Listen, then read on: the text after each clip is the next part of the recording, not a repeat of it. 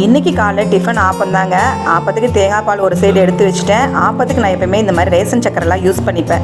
ஆப்பத்துக்கு மாவுக்கு வந்து தேங்காய் தண்ணியும் கொஞ்சம் சர்க்கரையும் ஆப்ப சோடாவும் சேர்த்து கலந்து வச்சுக்கிட்டேன். இன்றைக்கி ரொம்ப சூப்பராக இருந்துச்சுங்க ஆப்பம். எப்போயுமே ரேஷ்மா டேரனுக்கு வந்து ரொம்ப பிடிக்கும். இன்றைக்கி டேரன்லாம் இல்லாமல் போயிட்டான். அவனுக்கு நைட்டு எடுத்து வச்சுருக்கேன். அடுத்து பார்த்திங்கன்னா மட்டன் காலையிலேயே வாங்கிட்டு வந்துட்டார் எங்கள் பாபா. அதனால் மட்டன் தான் ஒரு சைடு வேக வச்சிட்ருக்கேன். ஏன்னா நாங்கள் ஒரு வாரம் ஆச்சு மட்டன் சாப்பிடவே இல்லை, சண்டேயும் சாப்பிடல. அதனால் காலையிலேயே மட்டன் வாங்கிட்டு வந்துட்டார். அடுத்து சுட சுட சாதமும் ரெடி பண்ணிட்டேன், தயிரும் உரக்கு ஊற்றி வச்சுட்டேன். ஃபஸ்ட்டு மட்டன் கிரேவி ரெடி பண்ணிட்டேன். மட்டன் குழம்பு தான் ரெடி ஆகிட்டுருக்குங்க. முருங்கைக்காய் சீசன் வந்துருச்சு. முருங்கைக்காய் சேர்த்து முருங்கைக்காய், கத்திரிக்காய், உருளைக்கிழங்கு போட்டு மட்டன் குழம்பு வச்சா ரொம்ப சூப்பராக இருக்கும்லங்க.